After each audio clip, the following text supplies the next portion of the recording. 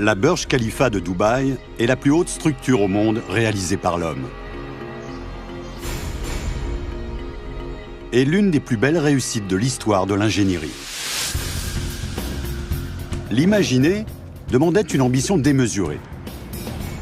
La construire exige des nerfs d'acier pour assembler des grues plus longues, installer des fenêtres plus élevées et bâtir plus grand que jamais auparavant. Au départ, j'ai cru qu'ils étaient fous. Tout en écrivant une page d'histoire, ces différents acteurs l'ont filmé. Découvrez un gratte-ciel incroyable et les gens qui ont risqué leur réputation et leur vie pour le construire. Tous ceux qui sont en dessous sont en danger.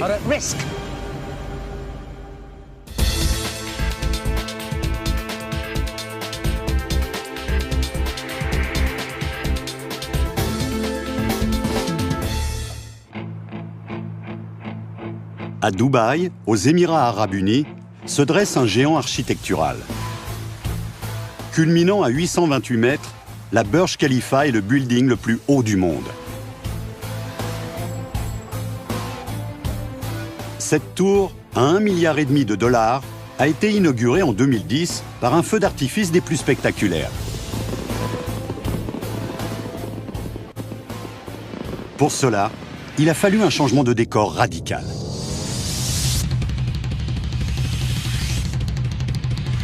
Six ans plus tôt, quand le chantier commence, il n'y a ici qu'un désert.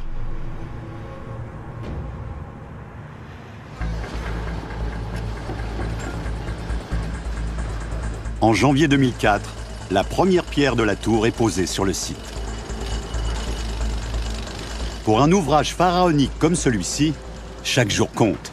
Le temps, c'est de l'argent. Des sommes faramineuses sont engagées. Il faut terminer dans les temps pour récupérer l'investissement rapidement. C'est à David Bradford, le chef de chantier, qu'échoit la responsabilité de mener les travaux à bien et à temps. J'étais ravi d'obtenir ce chantier. C'est un rêve qui se réalise. Construire le plus haut building du monde. Combien de personnes auront cette chance? Mais quand David entame sa mission, les architectes n'ont pas encore terminé les plans complexes de la tour. Avec un édifice comme celui-ci, il faut aller très vite. On ne peut pas attendre que tous les dessins soient prêts. Sinon, on peut patienter 3 ans dans son bureau avant qu'il se passe quoi que ce soit. Même si de grandes parties de la structure sont encore sur la table à dessin, elle s'élance déjà vers le ciel. Pour construire une tour de cette taille le plus rapidement possible, on allie béton armé et la technique dite auto-grimpante. À la base du bâtiment, des moules sont assemblés dans lesquels sont insérés des piliers de renfort et du béton écoulé. Une fois le béton durci, les moules sont montés au niveau suivant. Et le processus se répète. Grâce à ce système, l'édifice s'élève au rythme d'1 étage par semaine. On pose le cadre de cette façon, on glisse l'armature à l'intérieur, on verse le béton liquide par le haut. 12 heures plus tard, le béton a durci. On dégage les formes et avec le système de levage hydraulique, on les remonte au-dessus du nouveau mur. Ça se fait automatiquement de 4 mètres à chaque fois.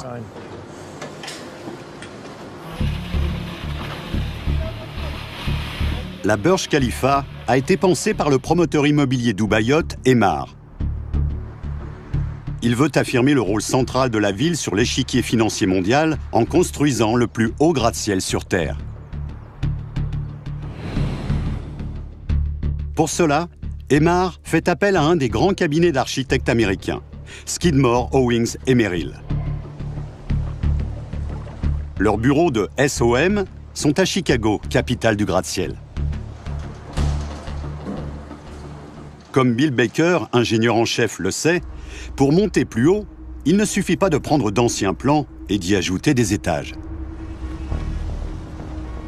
La hauteur supplémentaire pose des problèmes d'ingénierie très particuliers. Nous sommes ici au 90e étage de la Willis Tower, qu'on appelait avant la Sears Tower. Avec cette vue sur Chicago, on a quasiment un échantillon de l'évolution des gratte-ciel sous les yeux. On a ici l'Aoun Center, autrefois le Standard Oil Building. C'est une structure tubulaire simple. Pour atteindre de nouvelles hauteurs, les architectes doivent à chaque fois mettre au point de nouveaux systèmes structurels. Voici le prédécesseur de la Sears Tower, la tour John Hancock. C'est un tube renforcé. Ces contreventements en diagonale sur les 4 façades soudent les colonnes ensemble et donnent l'impression que ce n'est qu'un seul tube. L'une des dernières grandes inventions structurelles date de l'édification de la tour sur laquelle se trouve Bill Baker. Haute de 442 mètres, la Willis Tower a été le plus grand gratte-ciel du monde jusqu'en 1996. Elle a été érigée comme un faisceau de tubes, soit 9 tours arrimées ensemble pour créer une seule et même structure rigide. Mais ce modèle a des limites. Le tube en faisceau suffit pour cette hauteur, 442 mètres. Mais admettons qu'on veuille monter plus haut, disons jusqu'à 700 mètres. Il faut élargir la base. Mais ce faisant, on passe d'une largeur de 3 à 5 unités, ce qui nous donne un espace supplémentaire immense, plus difficile à vendre. Et surtout, le bâtiment devient très profond. Or, dans un building, l'intérêt est d'avoir vue sur l'extérieur. Ici, les occupants sont si loin des fenêtres que le bâtiment est inutilisable.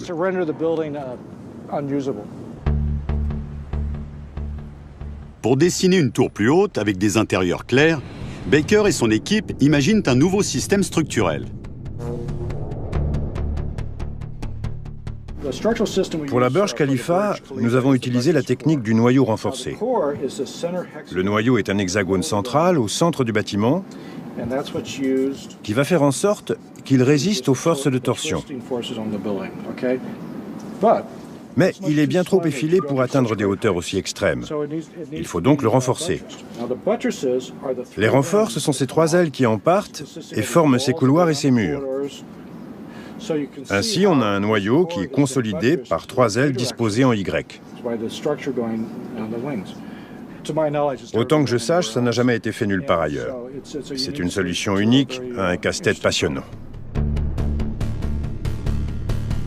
Grâce au concept de noyau renforcé, la lumière naturelle envahit les intérieurs. Ce système nous permet d'aller très très haut, tout en étant léger et aéré à l'intérieur. Ça donne l'impression d'être dans un immeuble de 10 étages et non de 160.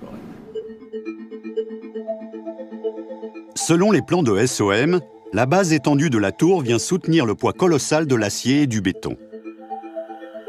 Et plus le bâtiment monte, plus les renforts se retirent en spirale. La structure est ensuite recouverte d'une façade de verre réfléchissant haute performance pour renvoyer la chaleur et la lumière du désert. Si la Burj Khalifa était une voiture, ce serait une Lamborghini ou une Ferrari. On joue sur la performance et ce building est au sommet en la matière. Et cette qualité a un prix. Le coût de la construction est un secret bien gardé.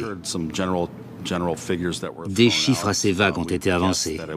On avoisine sans doute le $1,5 milliard de dollars. Mais nous n'avons pas eu accès à cette information. Et rien n'est encore définitif de toute façon. Faire de ce projet à $1 milliard une réalité est une œuvre titanesque. Les matériaux les plus élémentaires doivent être rendus hyper puissants. La résistance du béton est essentielle, cruciale. On a produit un béton ici qui ne ressemble à aucun autre. Plus de 25 ingrédients différents sont mélangés pour créer une matière qui reste liquide pendant l'acheminement, puis se solidifie très rapidement.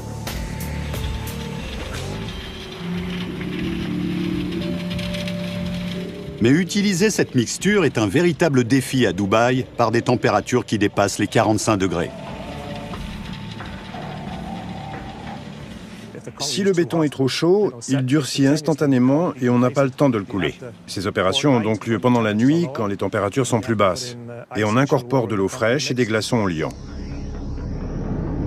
Et ce sont 3 pompes parmi les plus puissantes du monde qui propulsent le mélange vers les hauteurs du bâtiment. Au cours de 32 mois, elles livreront 165 000 mètres cubes de béton.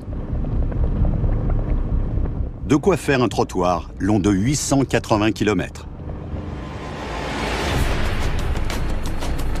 La structure de béton est ensuite couverte d'acier de construction.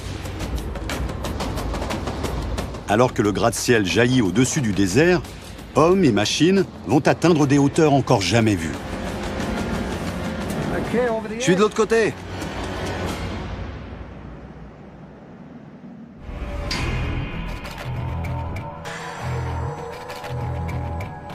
« 17 des 100 plus hauts gratte-ciel au monde se trouvent dans la ville de Dubaï. Mais ils sont sur le point d'être éclipsés par un monstre.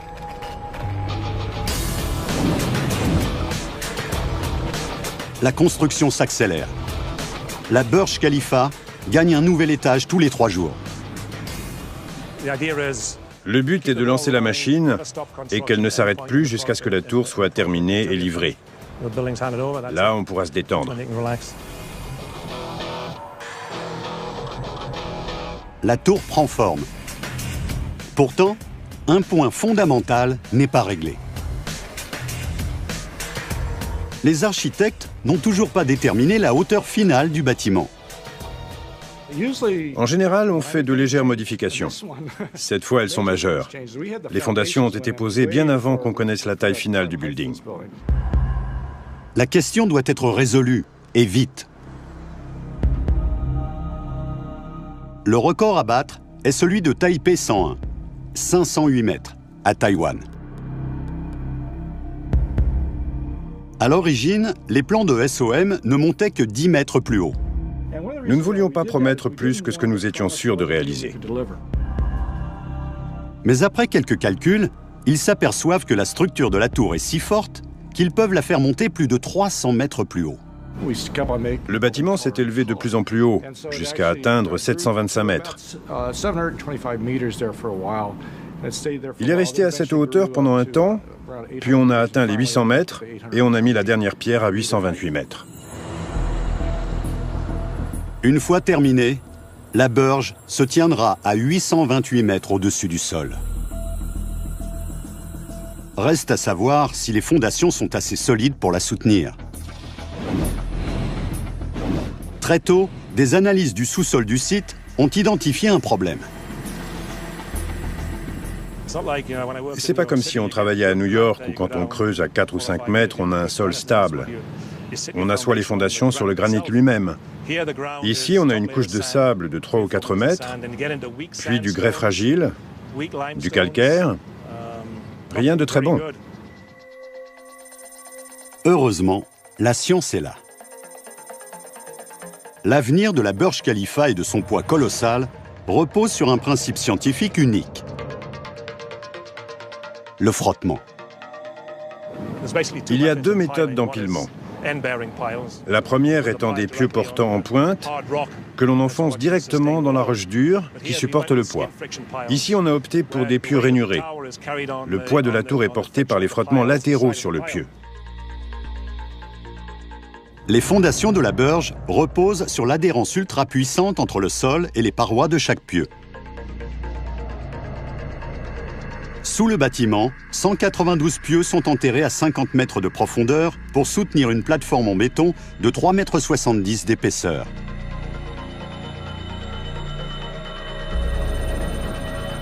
Au-dessus de celle-ci s'élèvera un building de plus de 500 000 tonnes.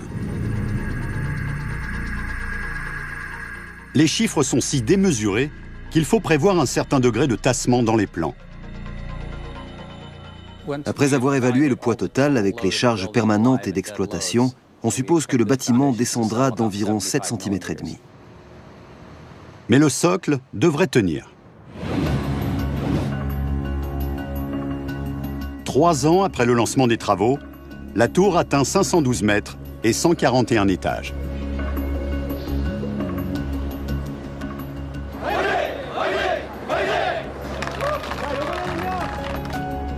La Burj Khalifa devient le plus haut gratte-ciel de la planète. À cette altitude, l'acheminement des hommes et des matériaux est un véritable casse-tête. C'est le genre de problème typique que l'on a dans les grands gratte-ciels. On travaille ici 24 heures sur 24, 7 jours sur 7, non-stop. On descend les déchets, on remonte des matériaux pendant la nuit. Il faut faire tourner les équipes le matin et le soir. Mais finalement, il y a toujours des ouvriers là-haut. On n'a pas les moyens de les descendre. Il y a des toilettes, des cantines. Ils prennent leur repas là-haut.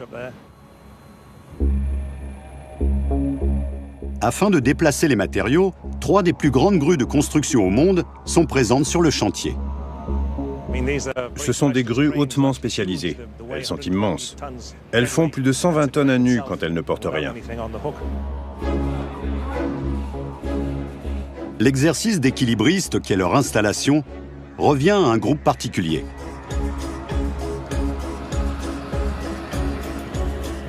Sharif et son équipe de monteurs de grues.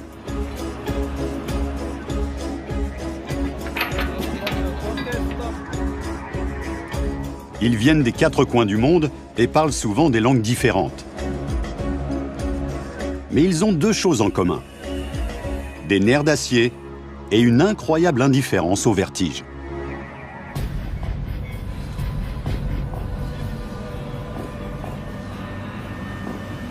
Ils sont responsables de l'assemblage des grues et de leur bon fonctionnement.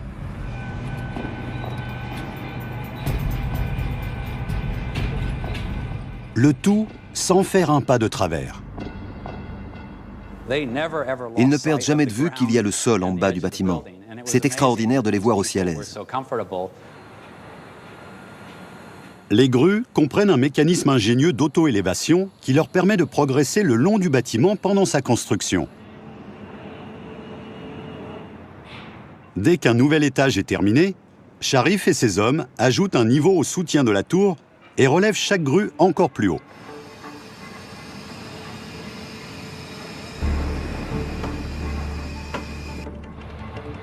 Il faut avoir la main sûre pour manœuvrer la grue de construction la plus haute du monde.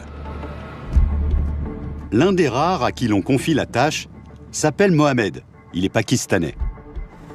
Je travaille 12 heures par jour, de 7 heures du matin à 19 heures. La rumeur a couru que le grutier vivait dans la cabine, mais c'est bien trop exigu et inconfortable. Suspendue à 700 mètres au-dessus du vide, la cabine de grue de Mohamed est presque 2 fois plus haute que l'Empire State Building. J'aime bien travailler en altitude, ça me plaît. Ça ne me dérange pas de monter encore. Quelle que soit la hauteur à laquelle on me demande d'aller, j'irai. Alors que la Burj Khalifa vise les cieux, elle pénètre dans l'inconnu. Or, un élément d'une force impressionnante se fait de plus en plus menaçant. Pas seulement pour les ouvriers, mais aussi pour le bâtiment dans son entier.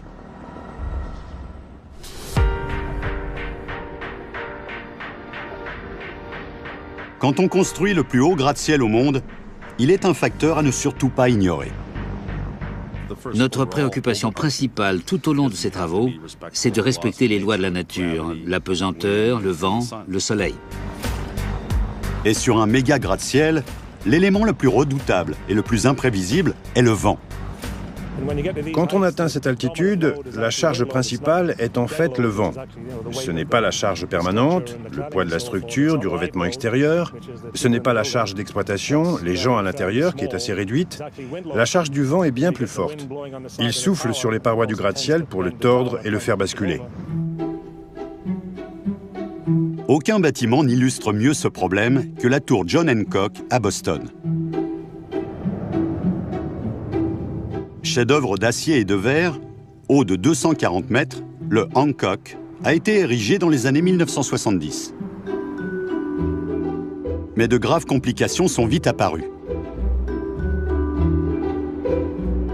Même par des vents modérés, la tour se balançait et les gens à l'intérieur souffraient du mal des transports. Et plus de 5000 panneaux de verre se sont envolés pour s'écraser plus bas sur le trottoir. Seule une redéfinition majeure de l'immeuble lui a épargné une fin tragique. Pour éviter que la Burj subisse un sort similaire, l'équipe teste le bâtiment dans une soufflerie. Peter Irwin est l'un des meilleurs ingénieurs éoliens au monde. Ce sont les maquettes de différents bâtiments sur lesquels on a fait des tests. Celui-ci vous montre les formes parfois inhabituelles que dessinent les architectes. Regardez, celui-ci est en construction en Chine.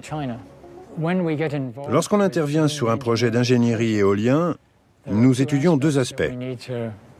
Le premier, quels sont les comportements du vent dans la région du site en question? Et le deuxième, comment cela affectera-t-il le bâtiment? Peter et son équipe calculent que la Burj devra supporter des rafales pouvant atteindre 240 km/h. Mais étant donné sa taille, un autre danger menace la tour. Plus le gratte-ciel s'élève, plus il s'affine et rencontre un phénomène particulier que l'on appelle détachement tourbillonnaire. Voici une maquette de gratte-ciel. Le vent arrive d'ici. Ce qui se passe avec ce genre de bâtiment, c'est que des vortex viennent frapper et frotter les parois d'un côté, puis de l'autre. En percutant les façades de l'immeuble, les tourbillons le font se balancer d'un côté à l'autre, parfois violemment. Les ingénieurs doivent s'assurer que cela ne risque pas d'endommager la tour. Suite aux tests en soufflerie, 3 améliorations aérodynamiques ont été faites. L'une d'elles a été d'adoucir la forme des coins des contreforts extérieurs. Ensuite, de réduire la largeur de la tour en altitude. Et la troisième, de faire pivoter la tour dans son intégralité à cause de l'orientation des vents dominants. Conséquence, le gratte-ciel est incroyablement stable. Conçu spécialement pour éviter les détachements tourbillonnaires. Cette forme désorganise le vent, qui ne peut pas créer les forts vents de travers qui affectent bien d'autres bâtiments. La Burj Khalifa est équipée pour résister aux vents violents qui balaient Dubaï. Sur place, la superstructure poursuit son ascension. Terminée, la Burj Khalifa comprendra 900 appartements, un hôtel de 160 chambres et 37 niveaux de bureaux.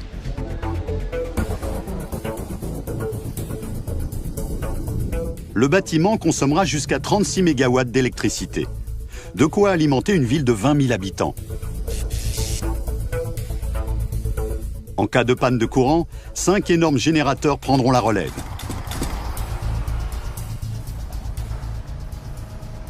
Mais il faut d'abord pouvoir installer ces monstrueuses machines. 3 jours avant Noël, le Père Noël m'a livré un générateur de 22 tonnes. Il y en a 5. Doucement. Ne le quittez pas des yeux. On a combien? 26. Ça devrait être 22. Quelqu'un, quelque part, a fait une grave erreur. Chacun des générateurs devrait peser 22 tonnes. Pourquoi on a 26 tonnes? Je sais pas. Mais vous êtes incroyable, incroyable. Tout est réglé pour moins de 25 tonnes. Le palonnier est paramétré sur moins de 25 tonnes. Les élingues font 6 tonnes chacune. 24 tonnes au total et on veut soulever 26 tonnes. Tous ceux qui sont en dessous sont en danger. Pourquoi tout de suite là, mes ouvriers sont en danger? Je suis désolé. 26 tonnes, vous êtes sûr? Le générateur fait 4 tonnes de trop. À tout moment, les chaînes peuvent se briser. Descendez-le. Ce n'est pas une science exacte. L'expérience compte plus que tout. Je ne risquerai pas la vie de mes hommes ou de mes machines. Sur les chantiers de cette échelle, la sécurité est primordiale. Il faut renforcer l'équipement de levage avant de pouvoir poser le générateur dans le bâtiment.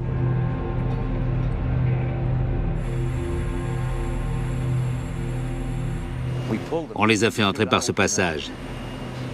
Le premier était le plus dur, évidemment. Après, on savait comment s'y prendre. On est ici dans la station électrique, qui est au cœur de l'édifice. C'est de là que vient toute l'électricité en cas de panne.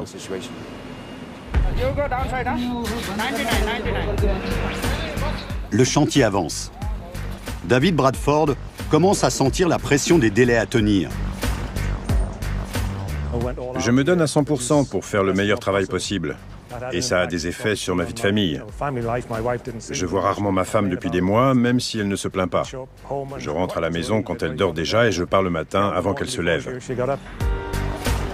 Et sa tâche va se compliquer davantage. On n'a pas le droit à l'erreur ici. C'est tout. À la moindre erreur, tout s'arrête. On s'expose à de gros dépassements de budget. Les équipements, le matériel des sous-traitants est immobilisé. On a des milliers d'hommes qui ne peuvent plus travailler. Il faut vérifier, revérifier. Tout doit être plus ou moins parfait, à tous les niveaux du bâtiment. La superstructure est presque terminée, mais c'est loin d'être parfait. Les panneaux de verre qui devraient déjà recouvrir la majeure partie du building ne sont toujours pas arrivés.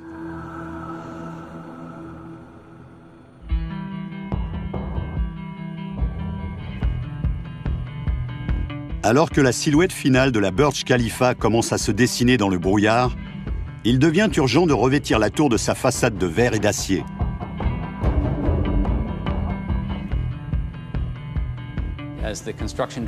Au fur et à mesure de l'élévation de la tour, le bardage doit venir fermer le bâtiment pour créer un environnement intérieur dans lequel on puisse travailler, installer des équipements, effectuer des tâches mécaniques. Pour rendre la tour habitable, il faut la fermer. Isoler le bâtiment du vent, de la pluie et du sable est un ouvrage gigantesque. 24 348 panneaux individuels doivent être assemblés et installés sur l'extérieur. Mais le fournisseur qui avait été retenu a fait faillite. Les risques de dépassement de délai et de budget sont de plus en plus grands. Chaque jour chômé, chaque jour d'indécision coûte une fortune. L'entreprise locale Arabian Aluminium offrira la solution de rechange. Ils font appel à un solutionneur de problèmes pour lancer les opérations. J'ai sauté dans un avion, je suis arrivé à Dubaï et on m'a conduit sur le site. On m'a expliqué en quoi consistait le travail. J'ai levé les yeux et j'ai dit « Waouh !» Et on n'était même pas à la moitié. Grosse surprise.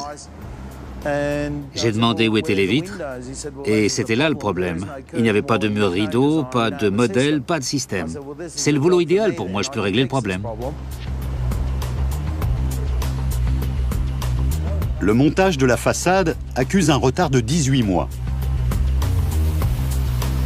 Pour remettre le chantier sur la bonne voie, John Zerafa contribue à monter une toute nouvelle usine uniquement dédiée à la tour. Je savais que ce serait difficile, mais c'était un défi. On a été épatés. Ils avaient à peine signé ce contrat qu'ils sont passés au design, à la fabrication des composants et aux essais de production en 4 mois. C'est le modèle qu'on a monté sur la Burj. Vous savez, le verre vision. Un grand ici, un petit là. Un tympan en acier inoxydable. Un bullnose vertical. C'est un aileron en acier inoxydable avec un polymiroir. Il a encore ses protections, mais elles seront enlevées. Ces panneaux sont soulevés comme une seule unité et sont suspendus, d'où le nom de mur rideau. Il est fixé à celui du dessus. Un gratte-ciel aux façades de verre peut être magnifique. Mais à Dubaï, c'est d'une complexité toute particulière, comme le montre John. Nous avons ici un morceau de verre ordinaire. Le capteur mesure la température à l'intérieur de la boîte, afin de connaître la quantité de chaleur qui passe à travers la vitre. Si ce verre était posé sur la tour, c'est la température qu'il ferait dans le bâtiment. La température extérieure est de 46 degrés, ce qui est très chaud. Comme vous le voyez, on sue un peu. 46 degrés, c'est beaucoup. Mais ce n'est rien comparé à la chaleur sous la vitre. La température à l'intérieur de la boîte est de 98 degrés. Personne ne pourrait vivre dans des conditions pareilles. La température intérieure frise le point d'ébullition. Si cette vitre ordinaire était installée sur la Burj, la tour pourrait devenir le plus grand sauna au monde. Mais l'équipe a trouvé une solution high-tech. Voici le verre utilisé sur la Burj Khalifa qui a 2 revêtements.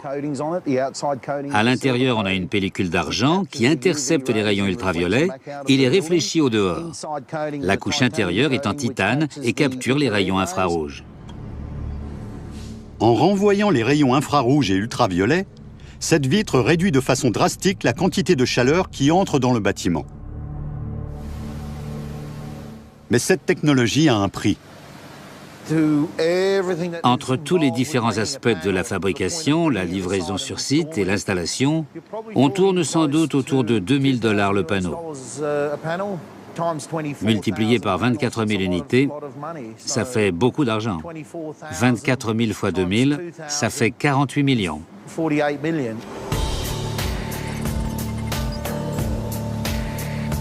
Quand le verre et l'aluminium arrivent à Dubaï, les ouvriers assemblent les panneaux et les envoient directement sur le chantier.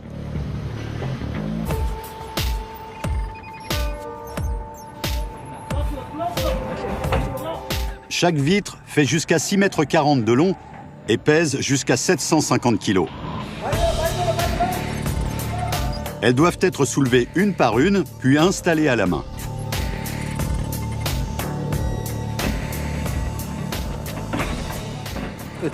C'est très dangereux.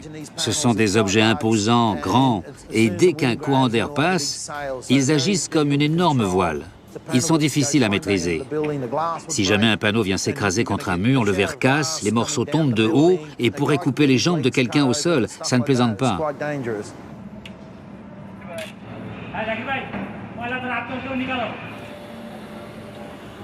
La façade se referme sur le bâtiment. David Bradford, le chef de chantier, suit l'état d'avancement des travaux au plus près. On construit ce gratte-ciel depuis 1 an maintenant, et c'est un grand moment dans tout ce cauchemar. Je crois que si je ne venais pas au travail, je poserais mon télescope sur un toit pour espionner et vérifier que tout le monde bosse. Si ce n'était pas le cas, je passerais un coup de fil pour savoir pourquoi on s'est arrêté. En un temps record, le retard pris disparaît. Et l'aménagement intérieur peut commencer. On a rattrapé tout le temps qu'on avait perdu et on est revenu dans les délais prévus. C'est à peine croyable d'avoir réussi.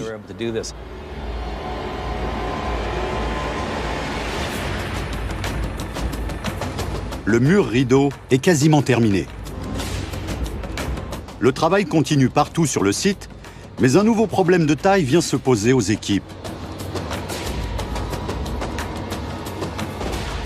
Comment planter une flèche en acier de 150 tonnes au sommet du building?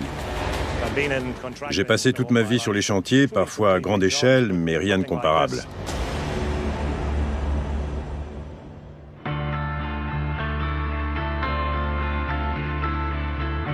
Cinq ans après le premier coup de pelle, la fin des travaux est en vue pour la Burj Khalifa. À l'extérieur du bâtiment, l'un de ses ornements caractéristiques prend forme. Les balcons les plus hauts du monde. Quand le client nous a fait cette suggestion, je me suis dit qu'on avait intérêt à fixer les meubles. On va dans la salle de contrôle. Peter Irwin, l'ingénieur éolien, va démontrer le problème de façon simple. Dans une soufflerie ultramoderne de l'Université canadienne de l'Ontario, dirigée par l'ingénieur John Comar.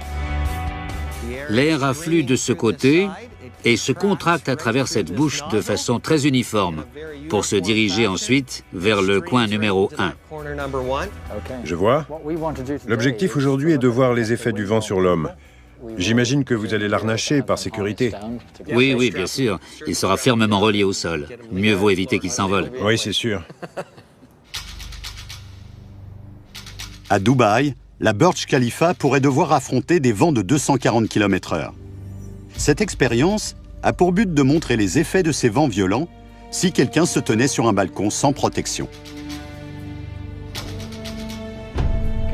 On met la soufflerie en marche, Simon. Ça va monter à 110 km/h. Préparez-vous. Ok.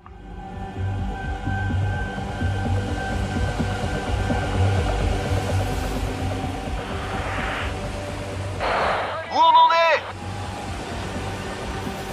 On va passer de 110 à 130. Signalez tout problème. 24! 210 km/h équivaut à un ouragan de catégorie 1. J'ai du mal à tenir! Essayez de faire 1 ou 2 pas en avant. Bien, merci, ça ira.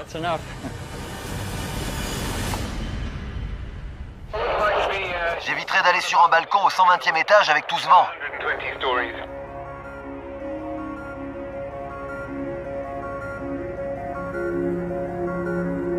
Afin que personne ne soit soufflé loin de la Burj Khalifa, les architectes mettent au point des protections contre le vent sur les balcons.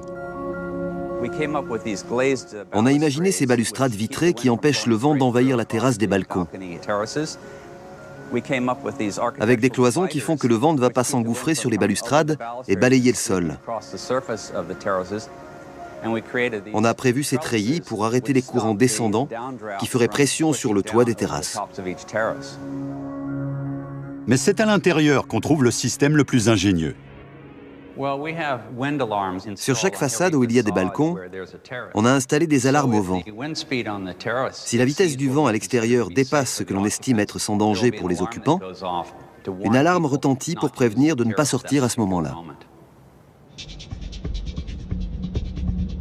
Pendant ce temps, plus haut encore, le gratte-ciel n'a pas encore atteint sa taille définitive. Les constructeurs doivent encore placer au sommet l'une des pièces d'ingénierie les plus extraordinaires jamais conçues. Une flèche d'acier de 136 mètres de haut, de plus de 150 tonnes et de tout juste 1,20 m de large à la pointe. Cette flèche est le point culminant de ce gratte-ciel. Comment finir cette immense tour fuselée? À plat, elle aurait l'air tronquée. Il fallait qu'elle parte vers le ciel. La question est, comment acheminer la flèche au sommet de la tour?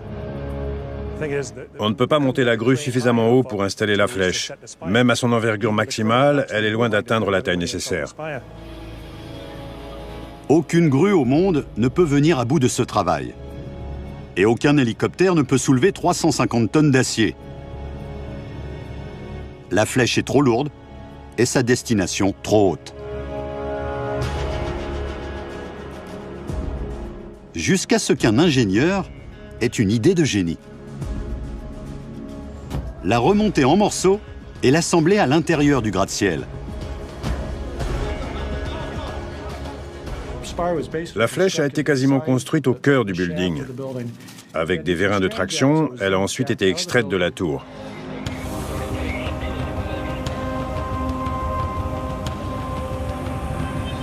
Tous les principaux architectes et ingénieurs sont réunis pour voir la flèche s'élever vers sa place définitive. C'est le dernier levage de la flèche qui doit l'envoyer vers le sommet.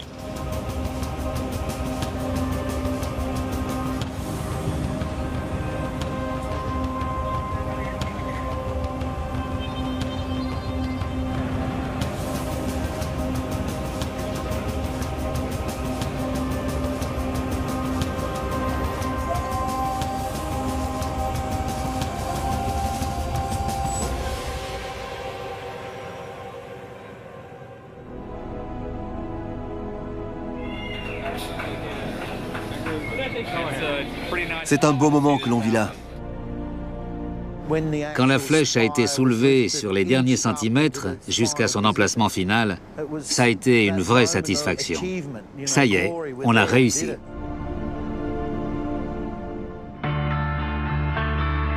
Une fois le dernier élément structurel en place, il est temps de faire descendre la dernière grue de construction.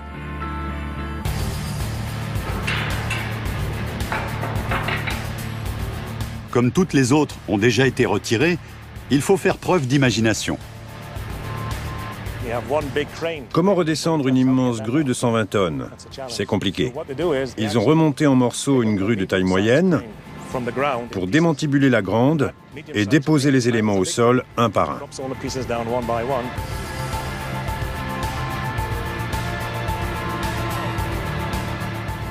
Et on se retrouve avec une grue de 60 tonnes toujours perchée là-haut. Alors la grue moyenne, on remonte une plus petite, qui démembre celle de taille moyenne. On finit en démontant la petite qu'on descend à la main. C'est la toute première fois que la silhouette de la Burj Khalifa est entière. Les bâtisseurs peuvent maintenant peaufiner le travail. Ce gratte-ciel ne doit pas seulement être le plus haut du monde, il doit être le plus beau. Et pour s'en assurer, quelques rares courageux vont atteindre une altitude extraordinaire. La terre est basse. On est très très haut.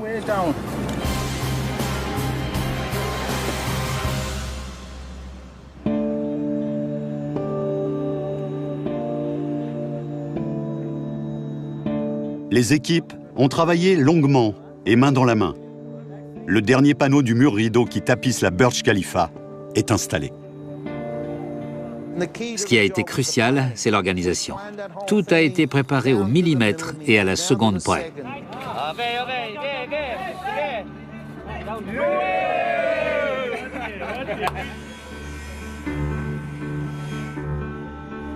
La course contre la montre est lancée pour finir la tour avant son inauguration dans 3 mois.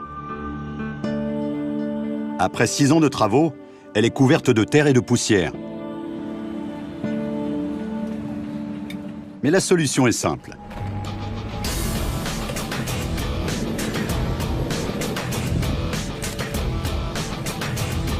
Les laveurs de vitres vont nettoyer la façade en entier et à la main. Le tout suspendu à des cordes.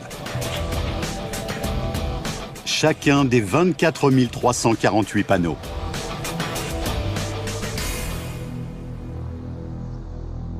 À 800 mètres de haut, il reste un détail à régler. À la nuit tombée, la tour sera illuminée par des milliers de lumières décoratives.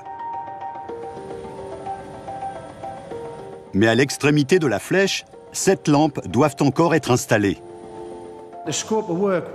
Il voulait qu'on aille percer 7 trous dans l'acier de la flèche.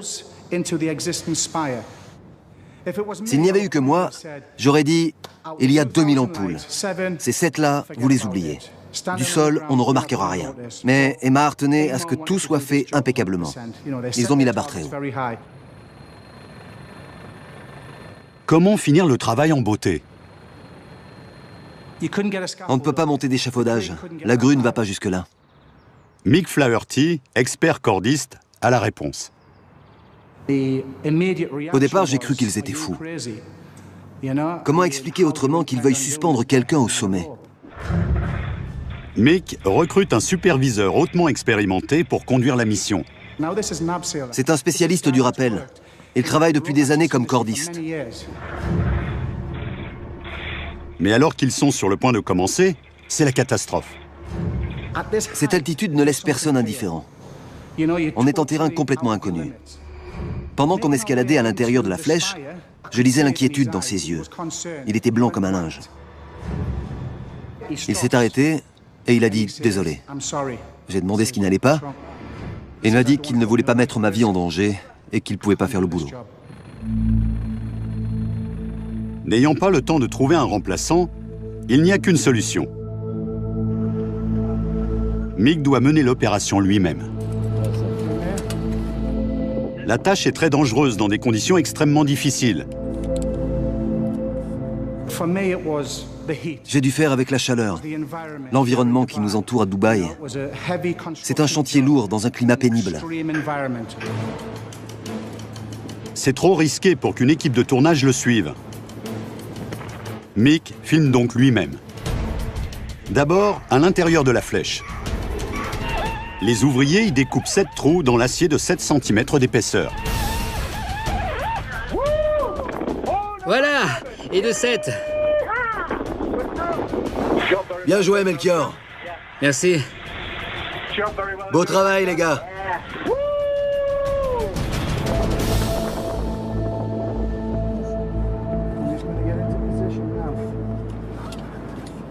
Puis, Mick doit fixer les luminaires à l'extérieur.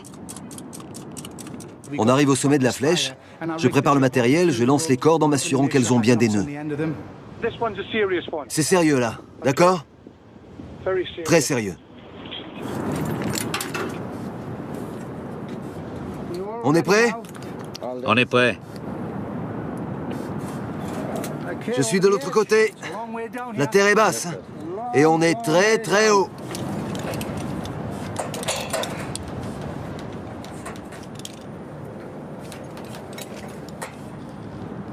C'est grisant. Ça a l'air irréel. Ok, Jamil? Oui, c'est bon. Je descends. Une fois sur la paroi extérieure, pendant la descente en rappel, c'est un vrai trip. Je me disais, je regarde en bas ou pas? On a découpé les trous dans le métal. Ensuite, on a posé les boîtiers et on va terminer en scellant tout ça.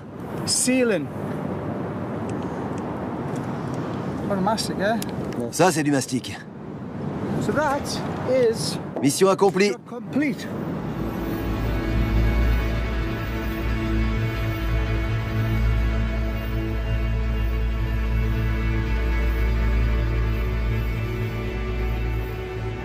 Ces mecs ont un physique d'acier.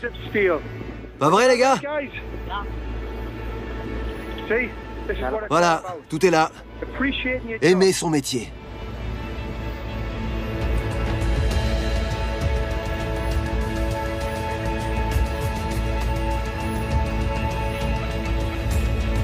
La Burj Khalifa est finalement inaugurée en janvier 2010. Culminant à 828 mètres, c'est le plus haut gratte-ciel au monde par plus de 300 mètres.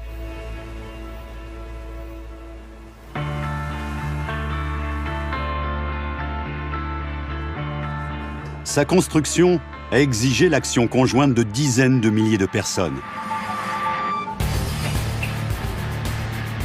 Des ouvriers les plus acharnés aux chefs les plus exigeants, en passant par quelques-uns des cerveaux les plus brillants de l'architecture. Ce fut un plaisir de remporter le marché, c'en est un plus grand de mener le projet à bien. Le résultat est là, c'est extraordinaire.